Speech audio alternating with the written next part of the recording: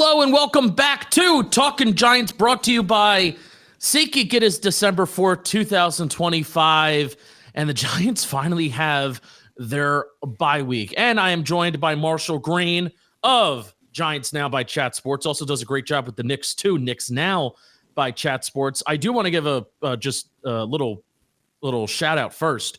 You are crazy close to 100,000 subscribers on Giants Now. So congratulate. You're going to get there. You're going to get there. May not get there in season because nobody cares in season, but there's going to be a big, strong push when hopefully there's a whole regime change, GM and head coach, but at least they're going to do a head coaching search. That's going to be a nice bump. You're going to get 100,000 subscribers. I appreciate that, man. Very, very soon. So congratulations. That helped Marshall get to 100,000 subscribers, and it's easier than ever to do that on YouTube because we're doing that collab feature now. All you have to do is just click either one of our channels below, and you'll be able to subscribe if you're already not subscribed, which, of course, you are. Marshall, thanks for joining me, man. How you doing? Yeah, no problem. Appreciate you having me on. Had a lot of fun talking about the Giants. It seemed like a little more optimism last time I was here. I remember you kept saying, we got 8 more games. We got 9 more games. And we're at the part where it's like, okay, thankfully we only have 4 more games after the bye week, and hopefully some changes coming at the end of the season. But who knows with the Giants and how they go about things.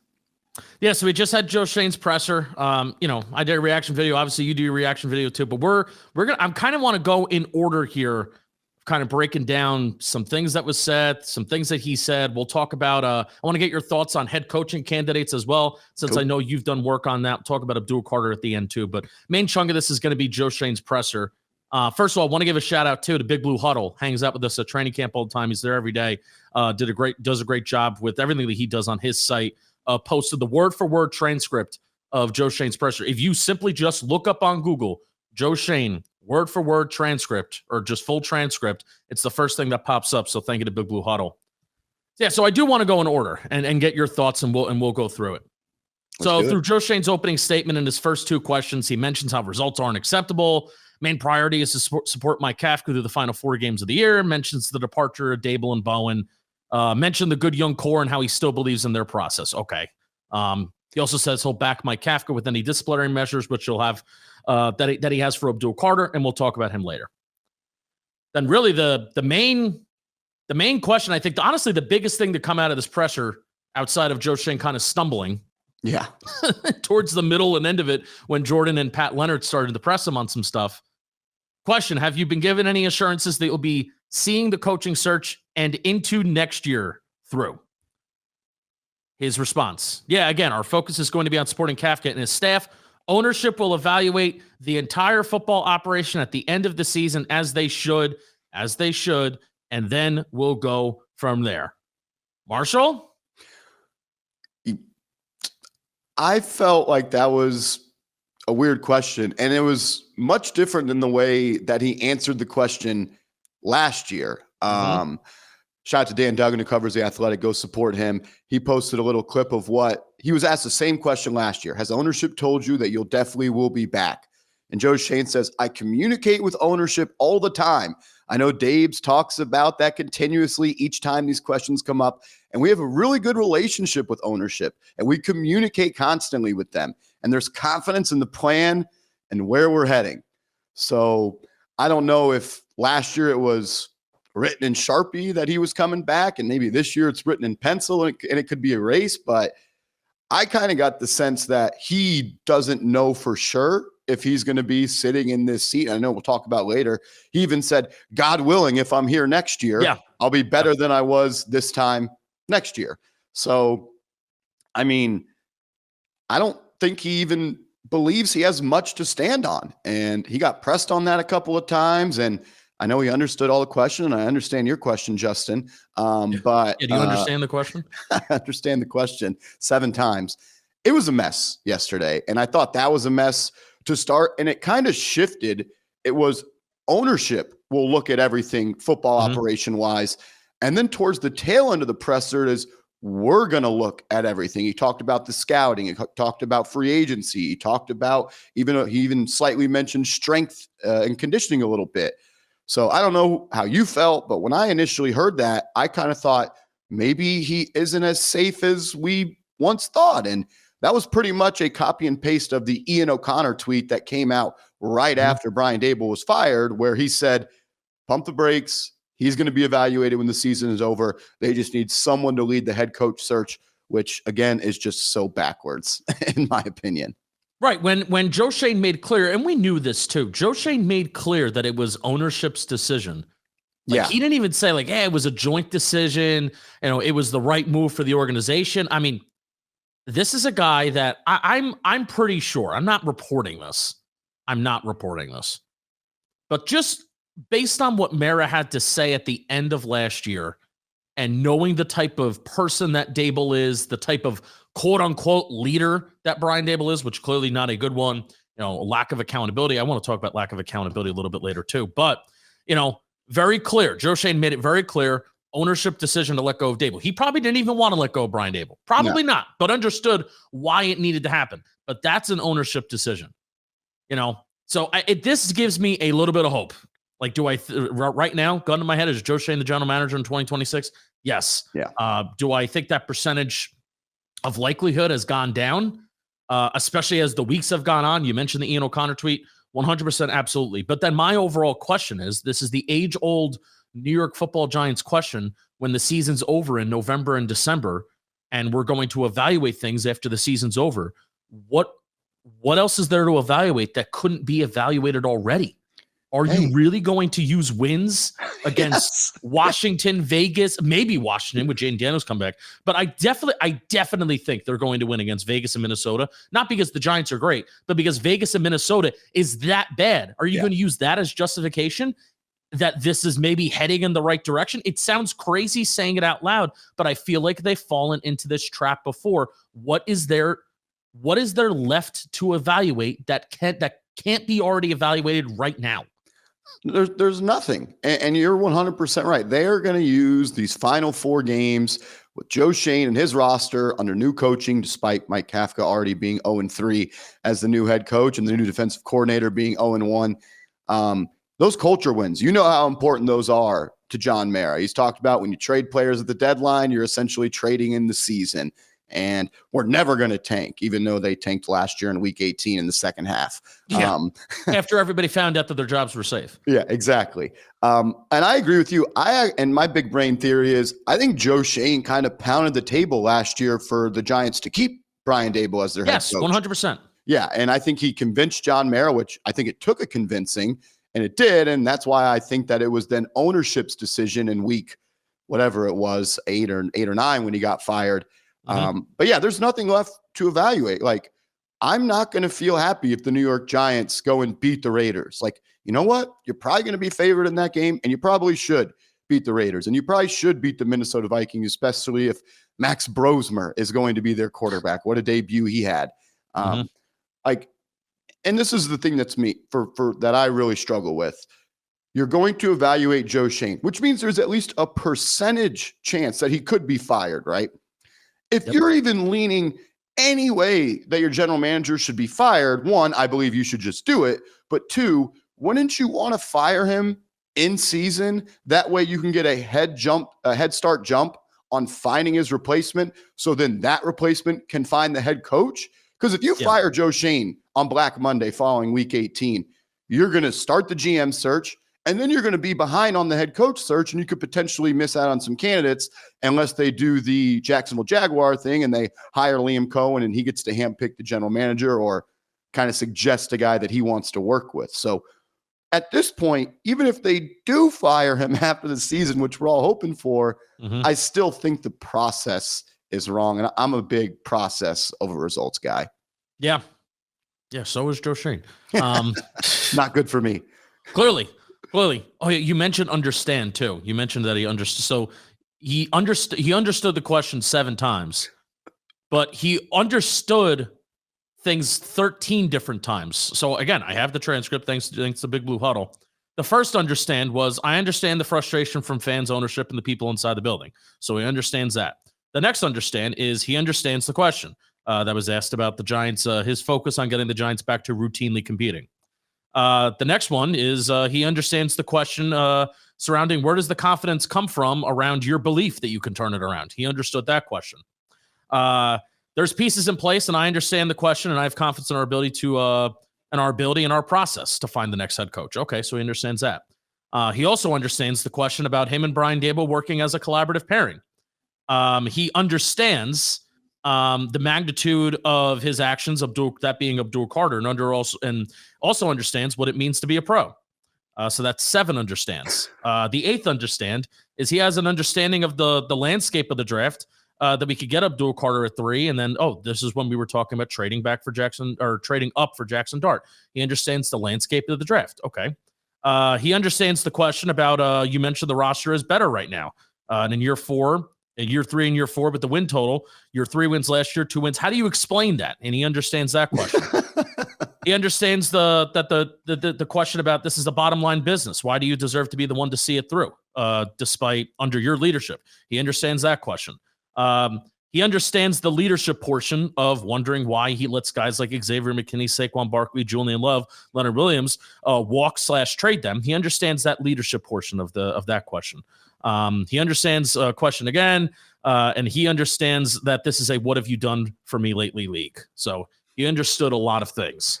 Does he understand his job? That's my question. Do you understand your job is supposed to win games and help the Giants? Yeah. And like one more thing on Daboll, I don't want to talk about him too much. If the ownership didn't trust Joe Schoen to fire him, one, meddling Mara totally back, firing a head coach, which something he told us he doesn't do anymore. If ownership has to interject and fire the head coach, why does ownership trust that general manager to hire the next head coach? So you can't identify when you need to fire a coach, so we got to jump in and do it. But we expect you to lead the search and hire the next head coach that's supposed to get this franchise back on track after losing the most games since 2017. Somewhere their wires have gotten crossed, and I just don't even know if they know what it takes and if they understand the question of how you win football games in this league. I will say I agree with you.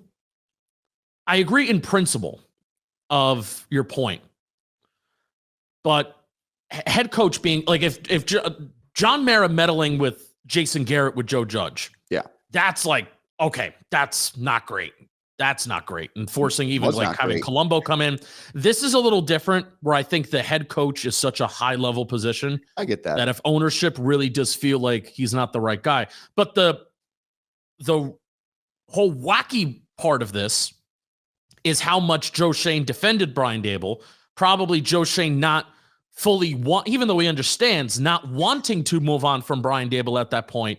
So then you're going to the guy that picked this head coach, the guy that not only picked him, but the guy that defended this head coach, defended what he was doing, defending the lack of accountability in the building. You're going to trust that guy to hire the next guy that you want to be different from the guy that he handpicked just 4 years ago.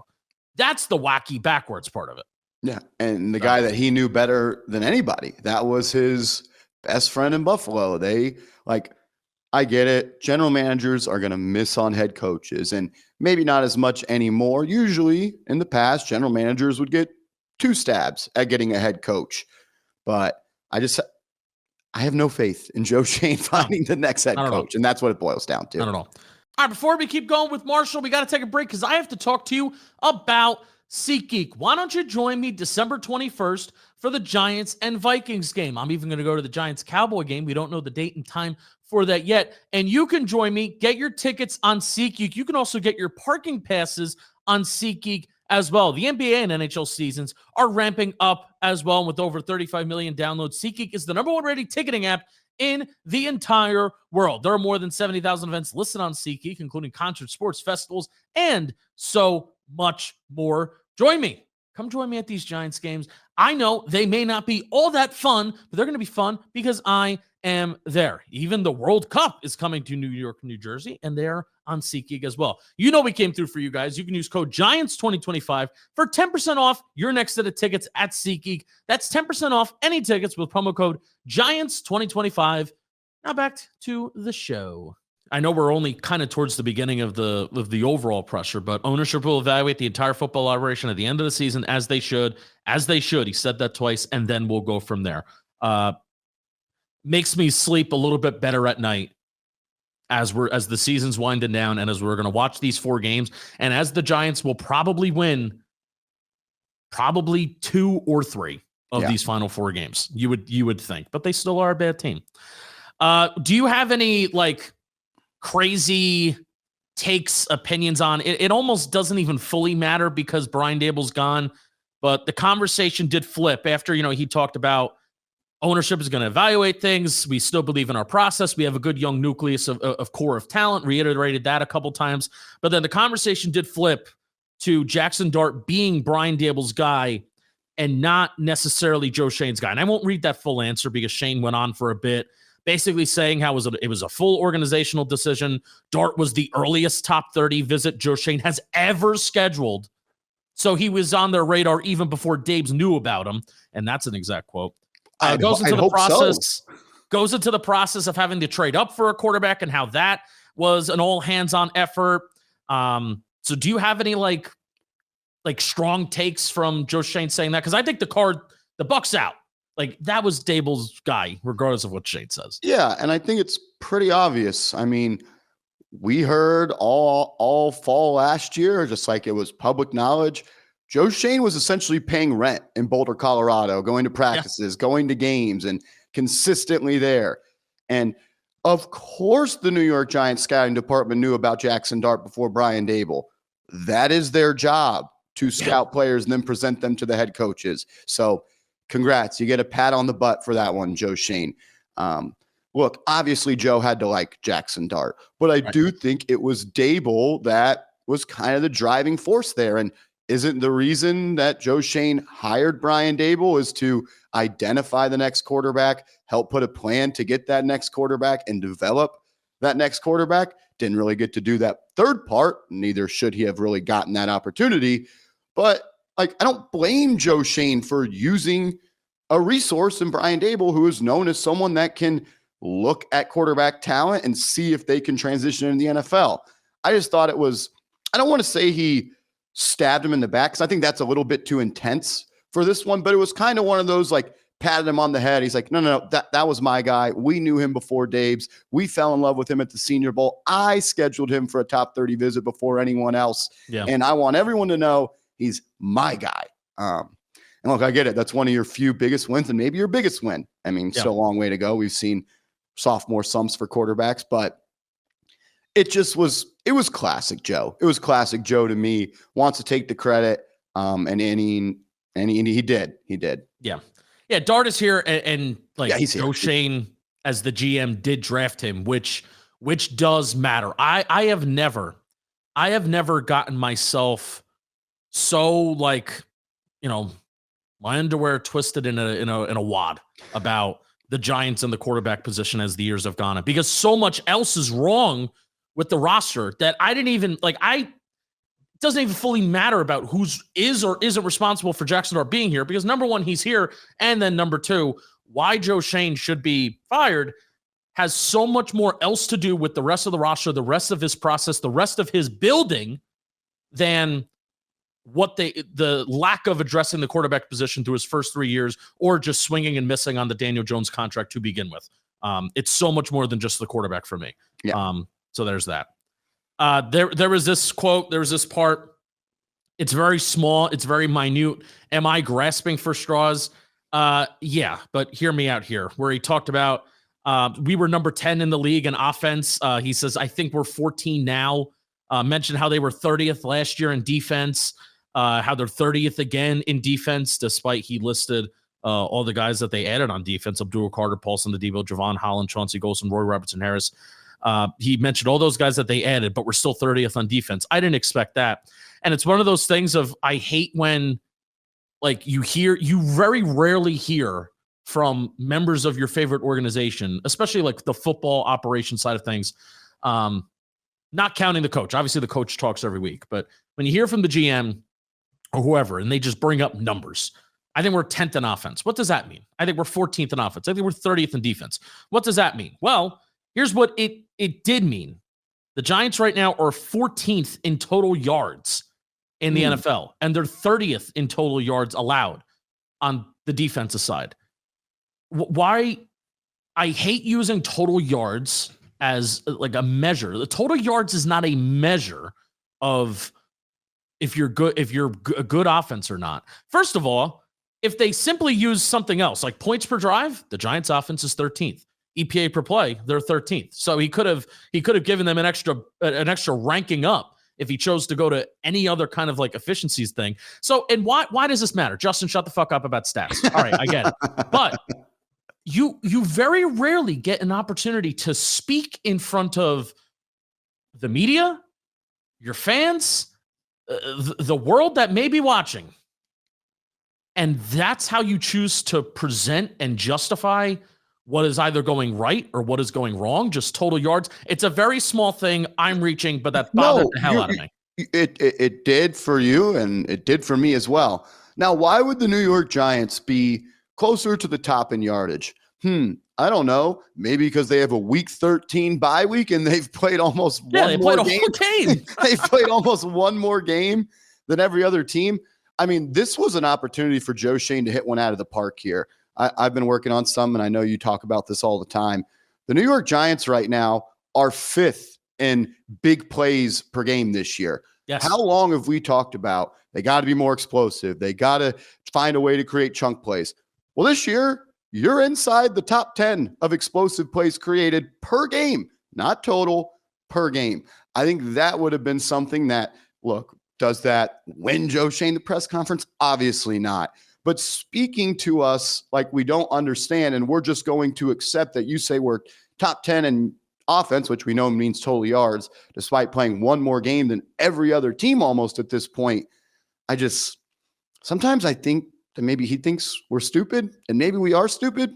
I don't know, but I didn't love that part.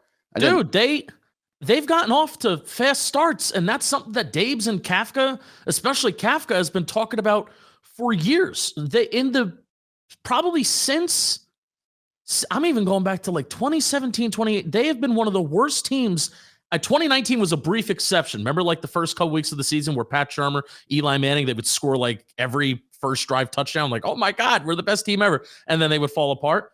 You know, they have that for the whole year, especially under Jackson Dart, to really hang their hat on how good they are in the first half, how good they are in the first quarter, how many first drive touchdowns they've scored. Jackson Dart has been, before the Patriots game, the best quarterback on third down in the NFL in EPA per play, and how he's created with his legs, how he's done stuff with his arm, and a lot of them have been third and long. So like there are so many things that you can kind of hang your hat on, and where in the past where you haven't had those things, especially offensively, and you didn't take that opportunity. Not that any of us would have bought it, but just a very weird presser.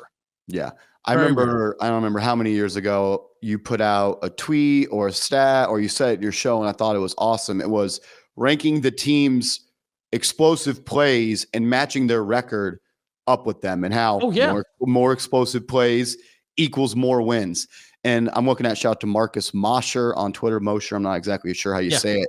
But I look at all these teams inside the top 10 of explosive plays, and it's the Bears, the Bills, the Chiefs, the Rams, the Seahawks, Ravens, Colts, Lions, Packers, Patriots. All of them have winning records. And then there's the New York Giants at the 5th most explosive plays per game, and they are the extreme outlier. So and that's a little bit off topic. But typically the win-loss record of teams that are like in the top 10, I think I've done it top 10, middle 12, bottom 10. Yeah. And I do this every year of the exercise that you're talking about of win-loss records of the team that are top 10 in explosive pass play rate. What are their records? What's their winning percentage? Middle 12, bottom 10.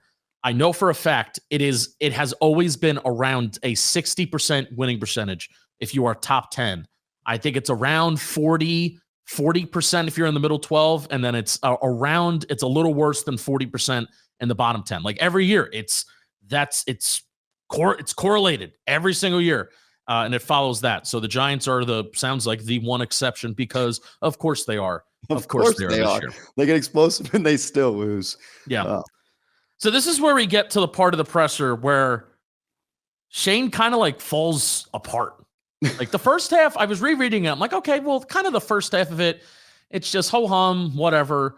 And then he kind of like loses it, where Jordan's going to ask a question about how do you explain the roster being better in your eyes, but then having zero results to show for it. Schoen proceeds to say, yeah, I understand your question.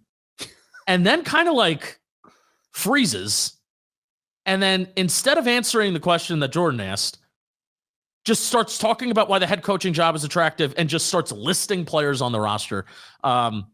And how there is a need for all these players to be on the same page, which he's going to reiterate in a question later about kind of getting everybody on the same page, everybody on the same track, which is kind of like a little bit of a coaching thing, in my opinion. But this is where it starts to get very weird, and everybody's like, "Are you good?"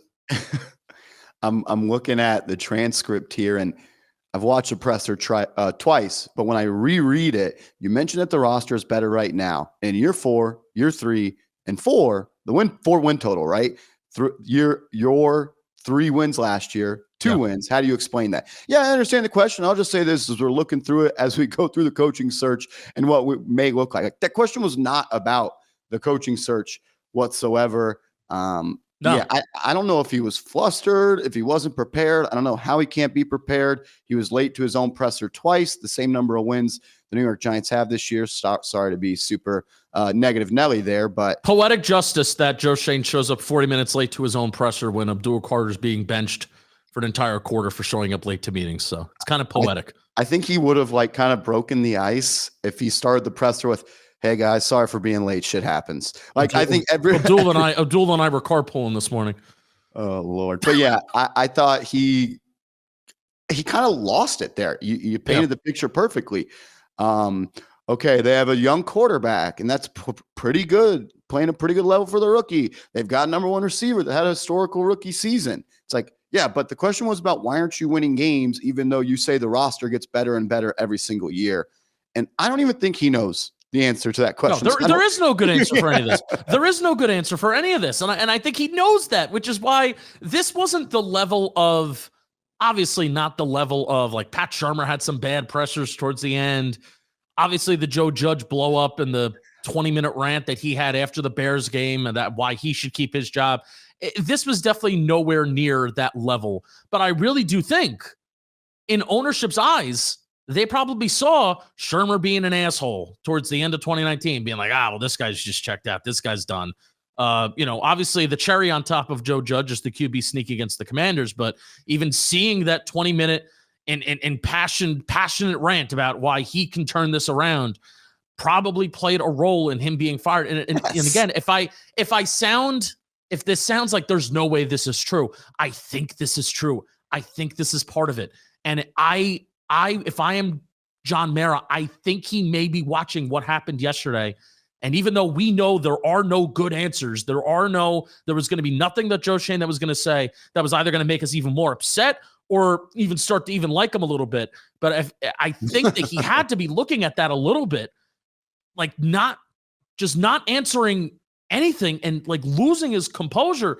People were talking about how he was out of breath. I don't know if he was out of breath, but that became a little bit of like a mini little laughingstock of this guy can't even be composed. And the process that he would talk about through his first 2 years can't even fully explain why you should be optimistic about that. Besides just, I'm not going to make the same mistake twice, which he said over and over again towards the end. And he's made the same mistake, right? Not twice, 3 times, multiple times, which we'll talk about. And he was even asked about did you misevaluate the significance of leadership on your team? Mentioned Leonard Williams, Julian Love was let go, Xavier McKinney let go, Saquon Barkley and stuff like that. Obviously, I think there's thoughts. I don't even necessarily think it could be leadership. Like obviously, there's no good leadership on this team. I also think that comes when you win. When you lose, of course, there's no good leadership. I think that's more or less aligned with just letting good players walk and letting good players leave. But the thing out of that quote and that response that he had is, rush the passer, protect the passer, and have a quarterback. In the context of those decisions, if you bring back a safety, now you don't have a pass rusher. And I think he paused after that. He paused after he said that because I think he realized, oh, wait. I did bring a safety. I fucking did sign a safety, and he's only getting $1.6 million per year, less than Xavier McKinney, the guy that walked out of the building. And at least McKinney has like a really good track record of interceptions in his career. Yeah. And like to hammer home your point of John Mara watching that and probably not feeling very good about it. Think about all of the things that happened in the public eye for the Giants in that 24-hour period One, you get blown out on Monday Night Football by the Patriots. That's always embarrassing for John Mara. Then you have the Mike Kafka press conference after the game where he just pulled it was my decision to bench Abdul Carter. He's a really good player, and it wasn't disciplinary, but it was my decision. That 3 minutes was an abomination. Then you have Jackson Dart saying, I'm not going to change my style, which I'm sure we'll talk about. And you need to watch my high school tape to understand who I am. And then the Schoen Presser. Like, it was just wacky town for the New York Giants for about 16 hours in front of a mic and in front of a camera. And you know this, I know this. If there's one thing John Mara does not like, it's his football team being the butt of the joke across all 31 other teams and being embarrassed. And I don't think we've been the embarrassing team outside of the fourth quarter collapses this year. But in the public eye yesterday, from kickoff to when the mic shut off at the Schoen press conference, the Giants were a laughingstock. After I came out of the studio at the office yesterday of the Schoen press conference, all 40 other team members are laughing at me and laughing at the Giants, saying they were watching the Schoen press conference to laugh at it. Like, it was a bad day yesterday for the Giants, and dating all the way back to kickoff where they returned to the 50-yard line on the opening kickoff. Yeah. There was a really good Pat Leonard exchange at the end. Schoen started mentioning the phrase maximizing what we have. We are not maximizing what we have. So here's the question that Pat asked. When you say we are not maximizing what we have, I think some people would say you don't have enough. So I'm asking where you erred in that as far as composing the roster, building the roster, keeping draft picks on the roster who have not contributed, who don't look like they're going to contribute into the future, and who create depth issues on the roster that seem to become glaring issues when these games are on the line. He goes on to say these lines, well, I'll just say this, nobody's perfect, and the chances of me batting 1,000 are gone because I've made mistakes. Okay, where there's some ellipses, where there's some things we did where we missed in our process or we strayed from what we believe in. There's a chance that happened. Okay, lesson learned, don't make it again. But okay, as you go through it, there have been a lot of decisions that have went right. Okay, so what can we learn from that? As long as we're learning and we're continuing to get better and don't make the same mistakes twice, then that's progress, and that's where we're going to continue to focus on our process to get this organization back where it belongs. But I'm not going to make the same mistake twice. We're going to continue to get better. We're going to look at everything, coaching, coordinator, strength and conditioning. I mean, every single thing, every part of the organization. We're going to do everything we can to get this thing going in the right direction. So, of course, I know we mentioned it a little earlier. You can't make the same mistake twice. Well, when the run defense has been awful for the last 3 years under two defensive coordinators, you're making that mistake more than twice. So I guess you're right there. He's already made the kicker mistakes more than twice by keeping Graham Gano on the roster, even though he struggled with injuries since the middle of the 2023 season. We've gone through 2 years of Jalen Hyatt and Deontay Banks being zero for this roster, and that has severely impacted wins and losses. And this is what Leonard was trying to push Shane on, but there is a lack of awareness and self-evaluation in the building. And this was one of the things that we thought that this would be Joe Schoen's strengths in 2022 and 2023. He talks about how you always need to be self-evaluating. You always need to be evaluating what has gone wrong. That theme of what he has said has disappeared from his vocabulary since everything has gone wrong. Because where Leonard was trying to push Shane, there's no doubting that there are pieces on the team, but it's the margins on this roster, Marshall. It's the depth. It's the margins of the roster, the depth that has led to where we are right now. You don't have a historically bad run defense just because coaches aren't getting the most out of players. Is that true? Yes, but that's not the only reason why it's the worst yards per carry allowed in the Super Bowl era in NFL history. That's not the only reason why. It's not just the coaches. The coaches have been able to optimize 12 personnel on this offense because you cannot run out of 11 personnel because there is no depth at wide receiver. Darius Slayton at certain points is either hurt / you don't want to put him out there, and Jalen Hyatt is supposed to be that backup outside wide receiver, and you can't put him out there. And then you're also putting Wan'Dale Robinson out there, who's 5'9" at 12 personnel. Great job. That's not just coaching and not getting not maximizing what we have here. And I'll let you go after this. He talks about looking at every part of the organization, never mentions his own staff's involvement in that. In fact, he went out of his way to praise his staff. I think my staff does a great job. I think my staff did a great job with this draft and trading up for Jackson Dart. There is never a self-evaluation with his own staff and internally, outside of the scouts and the members of the organization that were let go in Shane's first 2 years here, like the lifers that were here. Will Shane decide to make any changes with his operation and bring in different voices with the new perspective? I'm leaning no. Yeah, I agree. Hopefully he doesn't get the decision to make that, right? Yeah. So who is held accountable for who is held accountable for bad results? And I think this starts at the top. I've always said this. It's not just players. It's not just sleeping in meetings. Like, it's not just we're going to continue to give Jalen Hyatt a first-team reps and first-team opportunities in training camp and beg him to take the job. And then once we figure out that this guy stinks and he doesn't deserve it, he's going to pull a fucking hissy fit because he thinks that he's hot shit when the same coaching staff that drafted him has said, you're not deserving to be on the field, even though he's gotten all these opportunities in camp, probably taken away from somebody else that could have first-team reps when guys go down with injuries, right? So that's accountability, right? Deonte Banks not being held accountable for poor effort and bad play. That's accountability there. And that's the accountability that everybody talks about. But I think if I'm a player in that locker room and I see other people not performing well around me, and I see people at the top making decisions, and I hear the conversations, I'm walking in the halls, I know what's happening in that building, and the people at the top aren't even held accountable for bad results and bad play year after year, then why am I going to work my ass off? Probably, I'll tell you what, maybe something that even like a Dexter Lawrence is saying to himself right now. Yeah, I think it's not to piggyback on the Dexter Lawrence thing. Are we sure he's on the team next year? Like, not much more guaranteed money on his deal. Every presser, it looks like he's laughing to hide from the pain.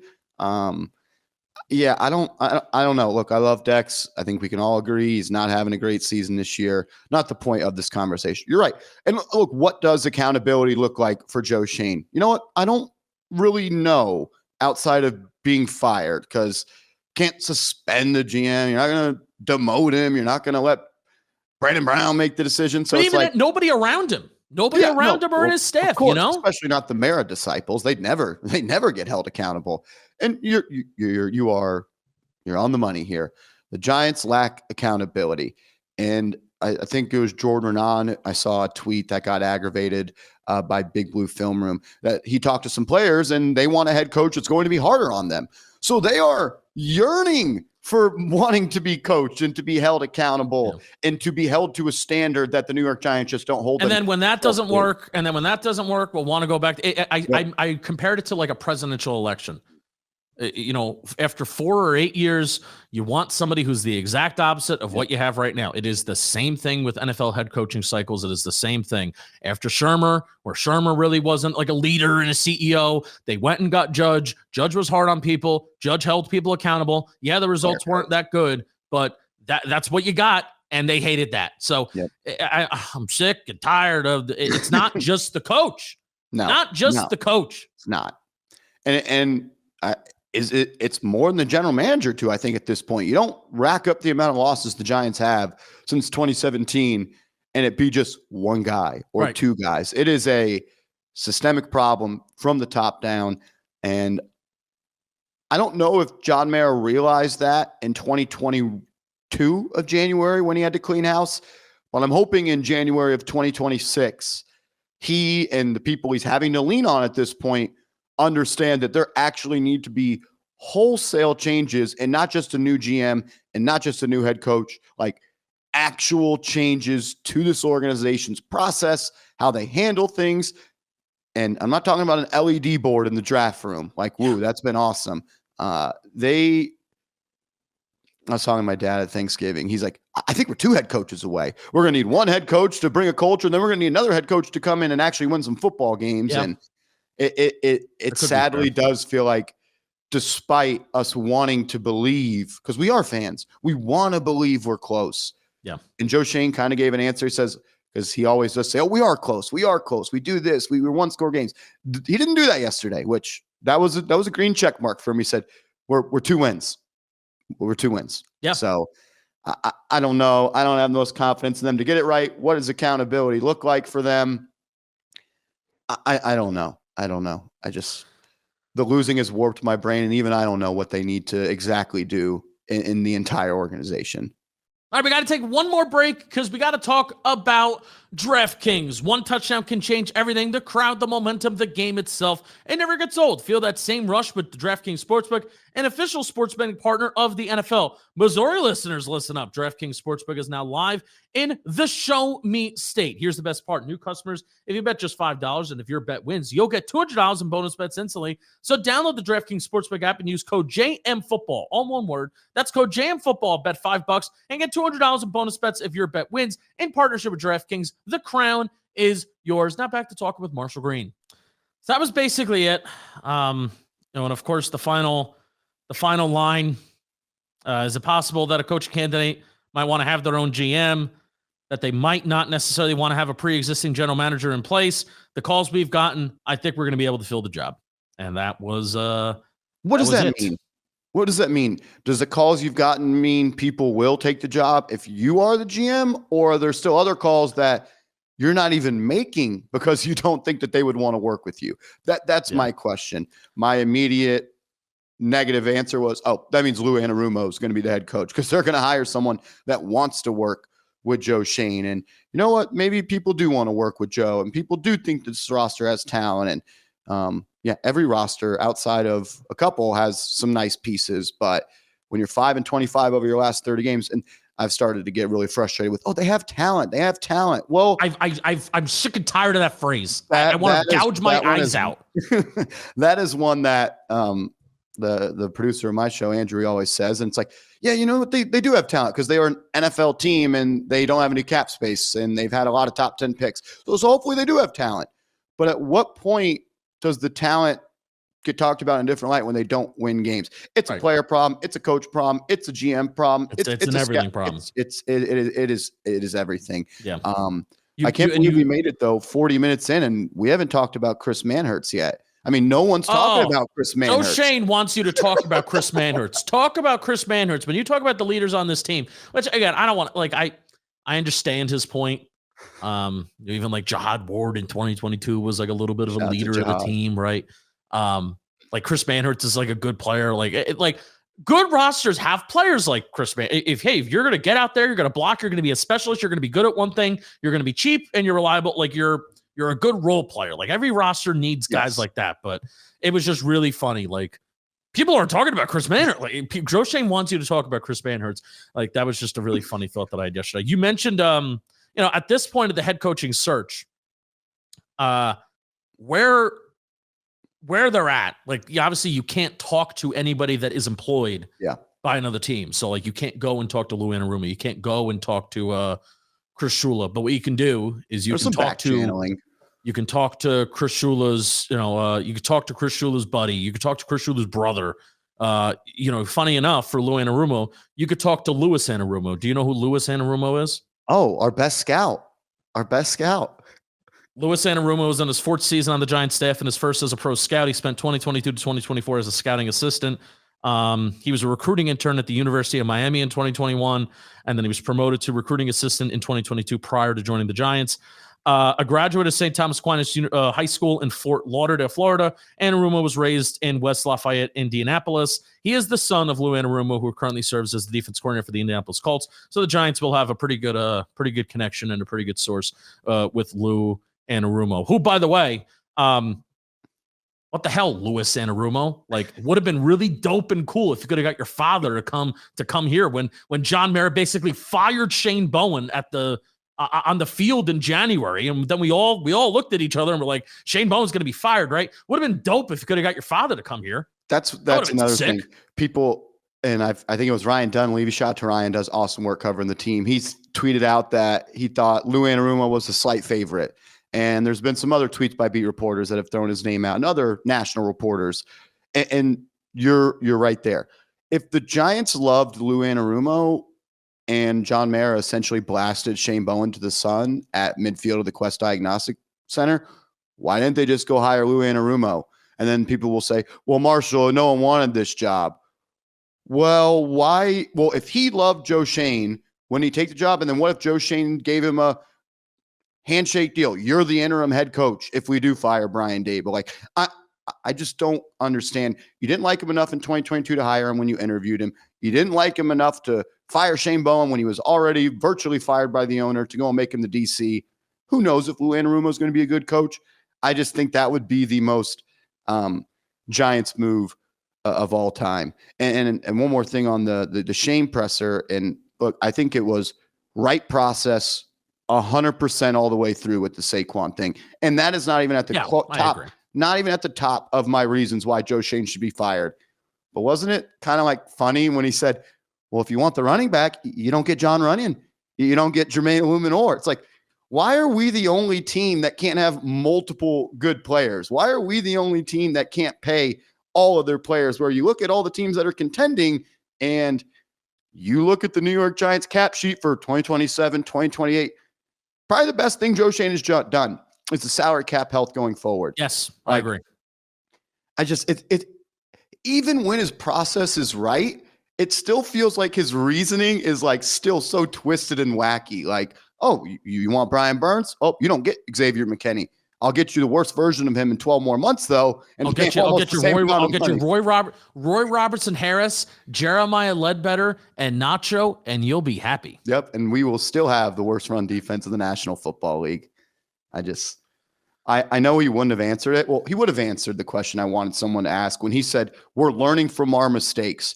I wanted someone to say, well, what are you learning? What are you learning from those mistakes? And he would have said, well, I understand your question, and we're going to keep that in the house and blah, blah, blah. But I haven't seen anything that says he has learned from his mistakes. Yeah, I mean, and the mistakes the glaring mistakes being handling of Banks and also handling of the kicker. I would have liked if any of those things were asked. And I get it. It's like the guy went on and on and on. And it was a 22-minute presser, which is a lot. They did do a good job of they crushed it. On certain things, but not hearing Banks high, like those were like specifics where if you're asking very vague questions and like, how do you explain this? How do you explain that? Those were specific things that were Hyatt, Banks, kicker, go. Yeah. What's up? But they did a good job. And then, hey, we'll hear from ownership. We'll hear from Shane. We'll hear from whoever when the season's over. 5 more weeks. We get to do it again. 5 more weeks. Oh, we don't have football this weekend. Very nice. I'm going to Kansas City. Nice. All right. Where do you want to go to next? Because we have a little bit of time left. Yeah. We can go as long as you want. Maybe some head coach talk, maybe? Yeah, head coach talk. So you grind it, like you put out videos almost every single day, if not every single day. And I've told you, like, when we're not recorded, like that is fucking crazy. Like, especially on this football team. I think hard. Like most of the days of the week, I between JM football and everything like that. I always say my goal for content is to overwhelm people. You're not supposed to see everything that I do. I watch everything you do. No one does. I think that's kind of tough because even if you think that you do, my goal is to put so much stuff out that you're not watching everything that I do. But dude, like you're going, and I think even like going back to 2 weeks ago, you put out like a head coaching candidates video when I really haven't thought about who I would want as head coach all that much, because honestly, there isn't like that tremendously sexy name even out there. Nope. So Marshall, run me through head coaching candidates. Who sticks out to you? Who is your preference right now? Well, I'll put it in 2 tiers because the people that are at the top of my list are all employed by other teams in head coaching spots. So, and I know, and I've realized this over the past week and a half, Mike Tomlin is a very controversial name. He would be number 1 on my list, whether you want to call him a generational loser, which I don't even know how that's logical. I think he checks almost every single box the New York Giants need, outside of for sure being a guy that could elevate Jackson Dart. I think they need a leader. I think they need a guy that knows how to win. They need a guy that can, I think, mold young talent, command respect, hold talented players accountable. That's something that we haven't seen this team do. Holding talented players accountable. I'm sorry, suspending Abdul Carter for a drive and then a quarter isn't that.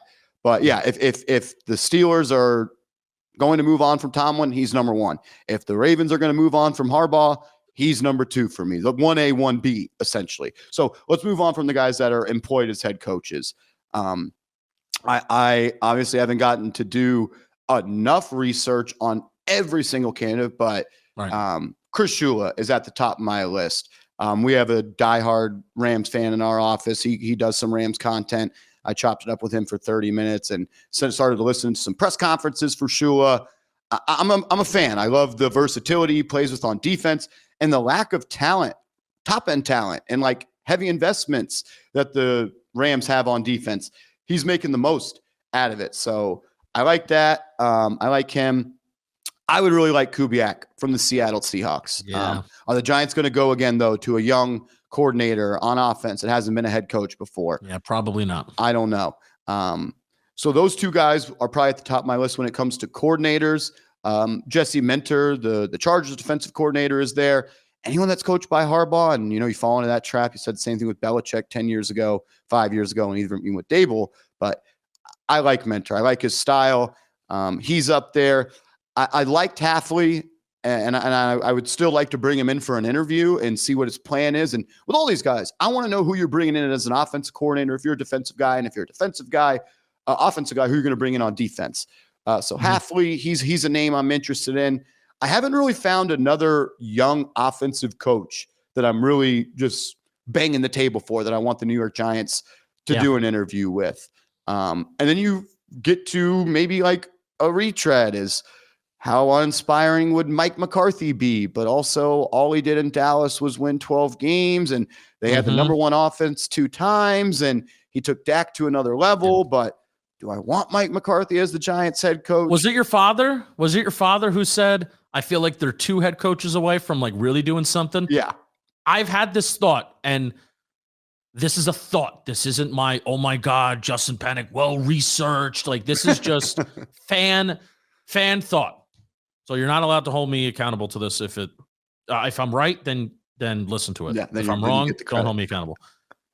I've had the thought of, I maybe think Mike McCarthy can get us to a place in 4 years where if we are finding ourselves saying, oh my God, we've reached a ceiling, and that ceiling is 10 wins, 11 wins. Sign me up. And Mike McCarthy can't get us over that.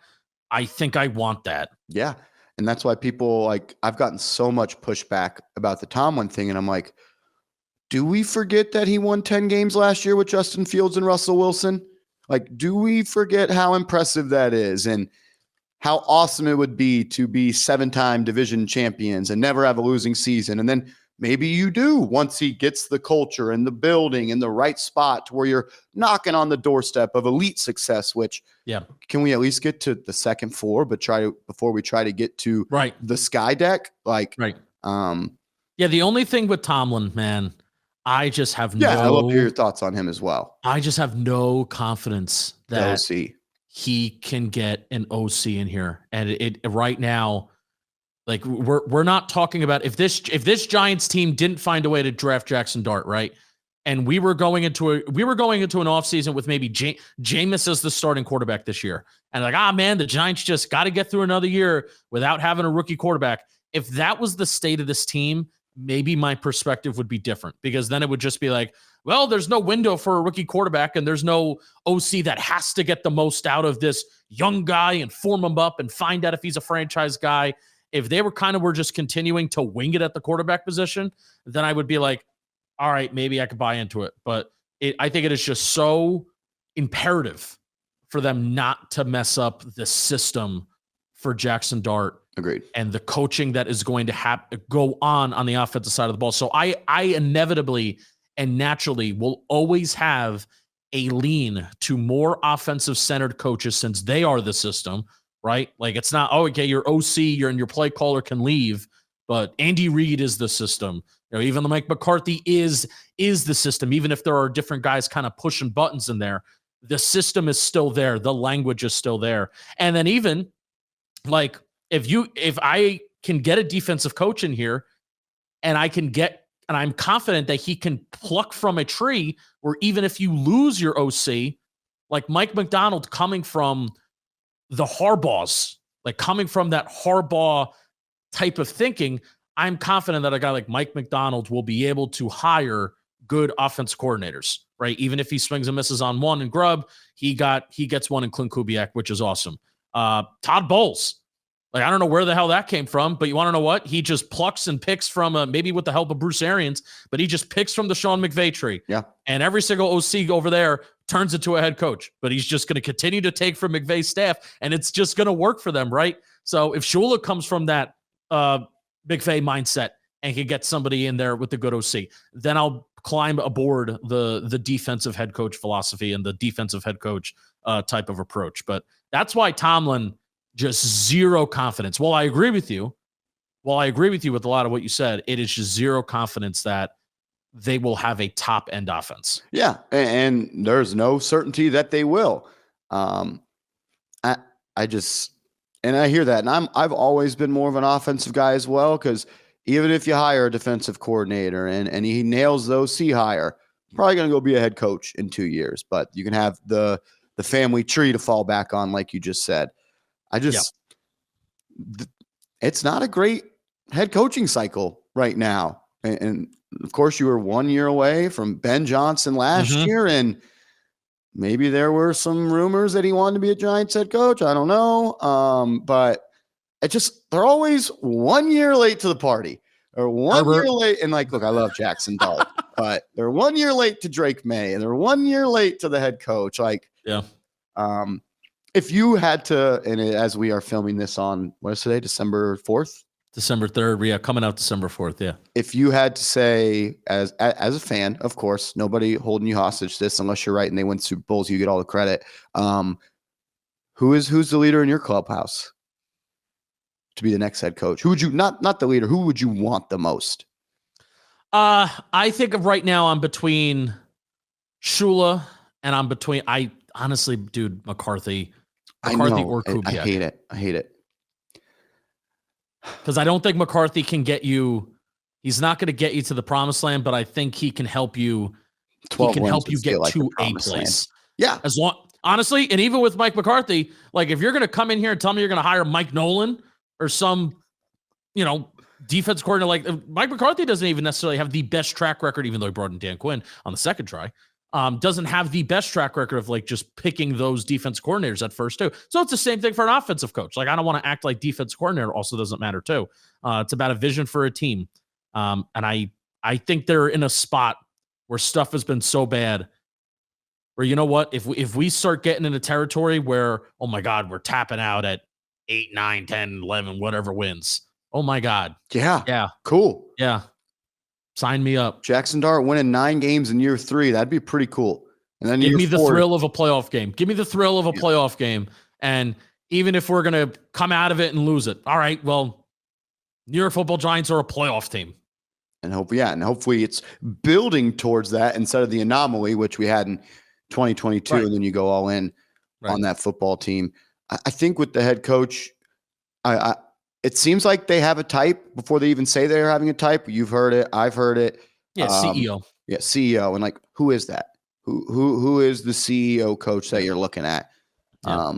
And while you said there's no sexy name, while that I think a lot of people will turn that into that's a bad thing, I don't mind it, because how many times in the NFL has the non-sexy named worked out? Like, I understand Howie Roseman's a really good GM, and Nick Sirianni, there are a lot of people in the city of Philadelphia that would probably still even fire him right now. But that was like an out of nowhere hire, right? Shane Steichen with the Colts, even though it took time, that was an out of nowhere hire. Those are 2 examples on the top of my head that were like out of nowhere hires. Trying to think of anybody else on the top of my head that was like, who is this guy and why did they hire him? So, but it can work. Yeah. That's my whole point. I'm kind of hoping the guy we hire loses the introductory press conference as well. Nick Sirianni lost it. Dan Campbell lost it. Everybody that wins the introductory press conference doesn't win football games. They're press conference guys.